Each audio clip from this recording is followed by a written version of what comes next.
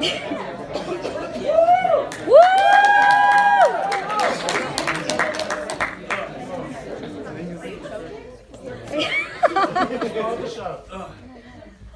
guys. Welcome to the comedy night. Woo! Thanks, Jimmy. What? So here we are, comedy night, right? We come here to do what? Laugh. Laugh. What is laughing? I don't know either. But it is this strange sensation that comes from, does anyone know? Not the answer I was looking for. Any bio students? Diaphragm. Diaphragm, right? Right? Am I wrong? I could be wrong. The diaphragm. So, before you go and you try to do something, sometimes the best thing to do before you do that thing is to warm up. Right? Who's ever been to the gym? You warm up before. So we're gonna do some diaphragm warm-ups. Yeah, not just me. We're all gonna be getting into it. All right. So this is how we start. Fully in.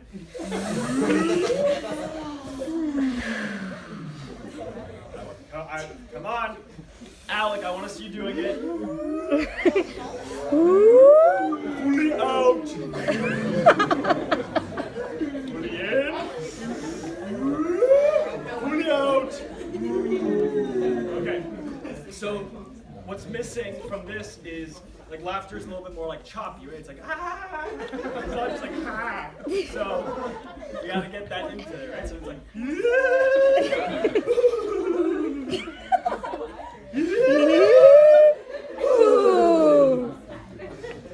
Come on, a couple more. You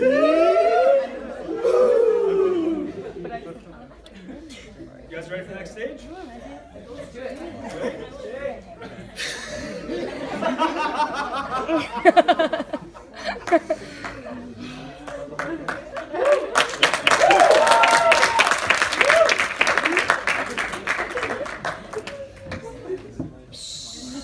All right, thank you, Nathaniel. Woo! Welcome everyone to tonight's pre-Rosh Chodesh Adar JLIC stand-up comedy. Woo! Raise your hand if this is your first time coming to a JLIC event. Uh-huh. Amazing. Woo! Glad to see all you guys here. I'm glad that it took us pretending to show a movie to finally get you to come to something. For those of you from the dorms, welcome to Sokolov Street. Or rather, welcome to not campus. We are in the historic Herzliya Cinematheque. Now, a cinematheque is a special type of movie theater that specializes in showing old historic films. They're actually pretty rare. All of Italy has one cinematheque. All of Germany, Portugal, Sweden, each have one cinematheque. Now Israel has 7. So you gotta ask, why does Israel need 7 cinematheques? So it's possible that Israelis have an unprecedented propensity towards watching old Israeli films. But let's be honest. We all know it's just because Israelis thought that's how you say movie theater. I want to give a shout out and thank you to our board for putting this event together. Special shout out to our president, David Ostrovsky. David, in the conversations, wanted to hold this event together with the G-Scene Shul and the residents of Beit Prodier at Beit Cana. Now, unfortunately, none of those places exist except in David's mind. I actually cleared this joke with David beforehand, but he said, "You're welcome to say it, but I don't get it." So I actually really like the vibes here in this movie theater. I'm thinking we can do more JLIC events here in the future. Think about it. We could do Kiddush in the Jurassic Park. Kabbalat Batman. Return of the Dark Knight, who emerges from the cave of S1. It'll have you on the edge of your JLI seats. For our first act, all the way from Atlanta, Georgia, a man who spends his days as a soldier, his evenings as a husband, unclear which one of those has a more demanding general, a man who started the Friday Morning Football League just to spend more time hanging out with Zach Blank.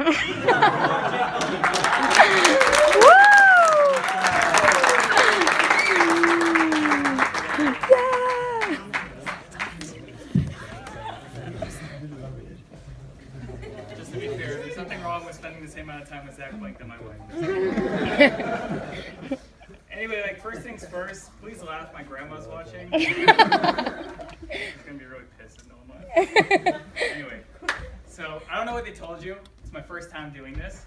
So I was thinking of like other first times you have, and like we're all living.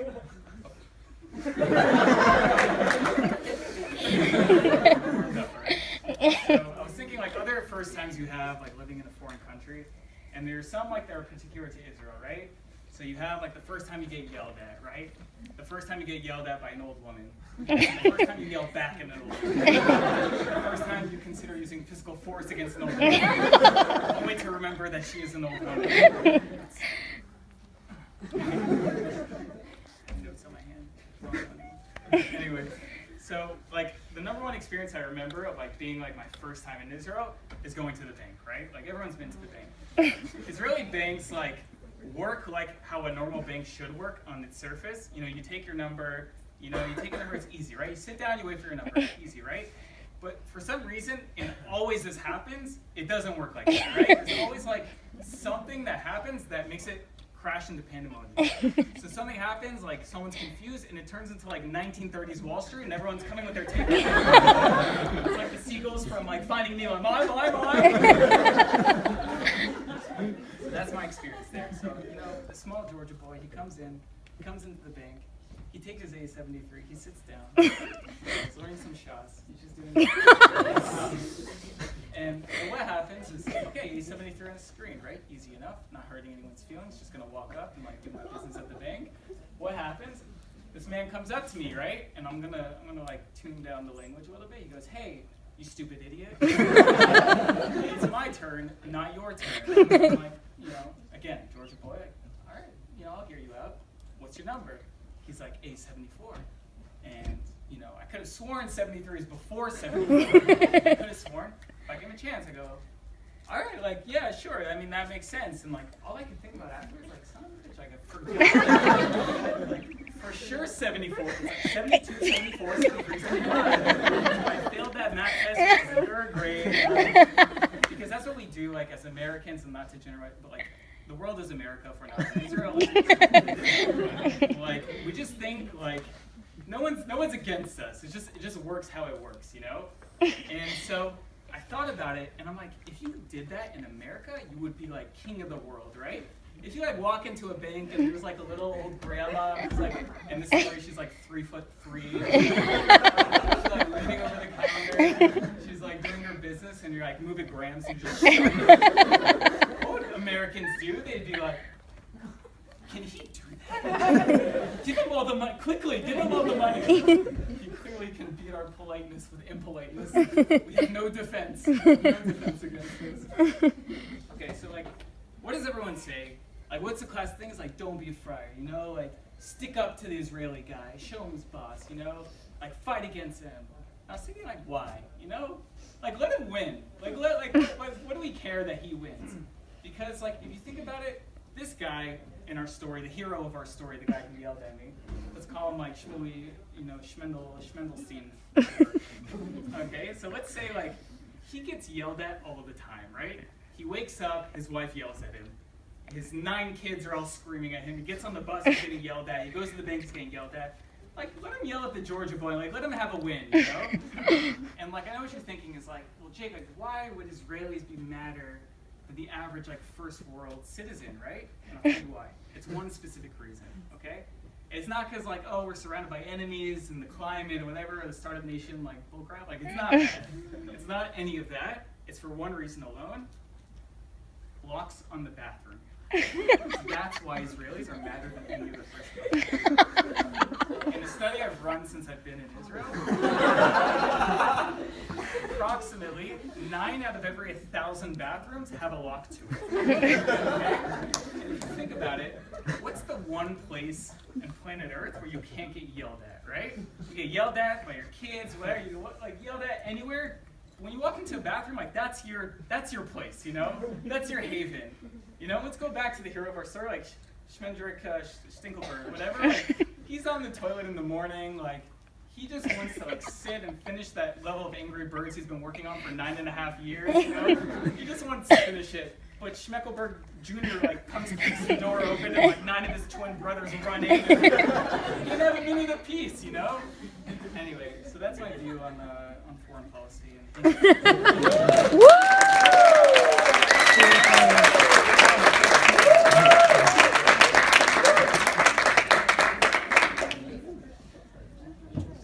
All right, thank you, Jay.